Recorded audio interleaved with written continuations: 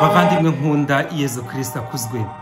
Twageze ku cyumweru cya gatandatu mu byumweru bisanzwe by'umwaka wa liturujia, umwaka dukomeje urugendo kandi dukomeje kuzirikana umutwe wa gatanu w'ivanjiri uko yanditswe na Matayo. Muri ibi byumweru bitatu bikurikiranye twagiye tuyizirikana iyo vanjiri, kandi irakomeza kudutungira ubuzima, irakomeza kudufasha guhinduka no gufata au sérieux ubuzima bwacu bwa gikristo.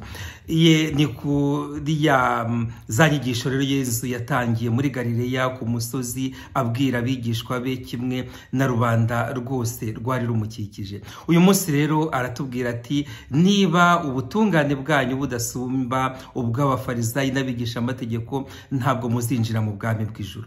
Murabona yatubwiye ibintu byinshi, ivanjiri ni ndende, kandi ndakomeza kubashishikariza kongera kuyisoma mwitonze, igihe muri mu rugo, igihe muri n'ahandi bishoboka, kandi tukayisangira, kuko ntabwo twagaruka kuri buri kintu cyose cyo muri iyi vanjiri kuko ni ndende, ariko munyemerere tuganire ku bintu bitatu gusa. Icya mbere nakivuze, Yezu abwira abigishwa na rubanda ati, niba ubutungane bwanyu budasumba ubw'abafarisayi n'abigisha amategeko, ntabwo muzinjira mu bwami bw'ijuru.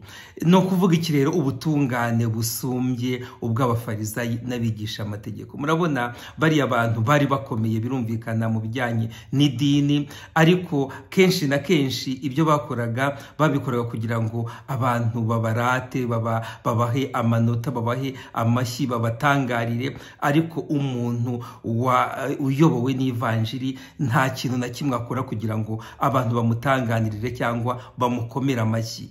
Twebwe twayobotse Kristo, ibyo dukora byose bituvuye mu mutima, wa mutima wahinduwe, wakozweho n'ijambo ry'Imana, bityo tukumva yuko iby'isi byose imbere y'ijambo ry'Imana n'imbere y'Imana ubwayo nta kintu bimaze. Kandi amashyi y'abantu bagenda bavuga neza cyangwa bavuga nabi, byose nta kintu bigamije iyo umutima ari wo ukuyobora, kandi wa mutima wuzuyemo inema y'Imana, wahinduwe kandi ukaba utuwemo n'ijambo ry'Imana. Muvandimwe, reba nimba ibyo ukora ugira ngo bikore kugira ngo ubone amanota, cyangwa ugira ngo ushimwe n'abantu. Ibyo ukorera Imana bigomba kumenywa n'Imana yawe, n'umutima wawe utuwemo n'Imana. Ibindi byose rwose nta kintu bimaze. Icya kabiri rero nacyo kirajya kureba ni icyo yaravuze ati, ntabwo naje gukuraho amategeko, ahubwo naje kuyuzuza.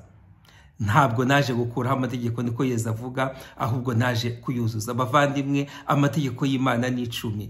Kuyakurikiza rero ni ukuyashyiraho umutima, atari kugira ngo ntabwo nsambana, ntabwo nkora biriya, ntabwo nicana, ntabwo nkora ibindi byose bidahwitse, ariko mu by'ukuri mu mutima byose byibereyemo. Ahubwo gukurikiza amategeko ni ukuyashyiraho umutima, kandi amategeko y'Imana anezereza umutima w'ushakashaka Imana. Maze rero bavandimwe, nimba koko dushakashaka Imana n'umutima wacu wose, tureke ayo mategeko yujujwe na Kristo akomeze atunezeza umutima, kandi akomeze umutima wacu awuhindure, maze atume tugira ubuvandimwe bwuzuye, kubera ko butaturutse kugira ngo abantu badushime, ahubwo buturutse muri wa mutima utuwemo n'amategeko y'Imana, wa mutima nk'uko nabivugaga wahinduwe n'ijambo ry'Imana. Icya gatatu nagira ngo tuganireho, dusangire, nuko yego yanyu ari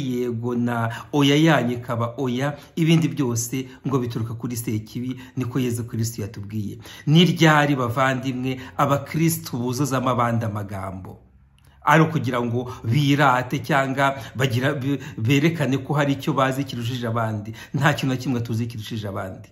Yego ni yego, oya ni oya, ibindi bituruka kuri Sekibi. Bavandimwe, iryo jambo ritugere ku mutima. Yego yacu ibe yego. Kujya kuzuzamo abantu amagambo tubasobanurira, twisobanura kugeza tubaye abere, nta kintu bimaze, nta na kimwe. Tugerageze yego ibe yego, niyo twanabizira yego ibe yego, oya ibe oya, kuko ukuri kw'ijambo ry'Imana kudutuyemo, kandi uko kuri niko tugomba kugeza ku bantu, niyo bitashimisha abantu nta kibazo, ariko nibura twebwe tuba dukiranutse ku mutima, kuko umutima wacu ntabwo uba uducira urubanza. Bavandimwe rero, ibyo byose tureke, kugira ngo bishoboke tureke Imana iduture mu mutima wacu, kandi koko Imana iduhindure, tuyemerere duhindure, bityo tubashe kugira ubutungane burenze ubw'abafarisayi. Twubaha amategeko y'Imana kandi tuyakurikize, tuyagendane mu mutima wacu, bityo yego yacu izaba yego na oya izaba oya, kandi ibyo nibyo bizatuma turwanya umwanzi kandi tukamutsinda. Nk'uko bisanzwe rero, mugende murebe ivanjiri y'uyu munsi nuko yanditswe na Matayo ku mutwe wa 5 kuva ku murongo wa 17 kugeza kwa 37. Ushobora byose nabaho umugisha kandi abarinde, Imana Data na Mwana na Roho Mutagatifu. Amen. Icyumweru cyiza bavandimwe.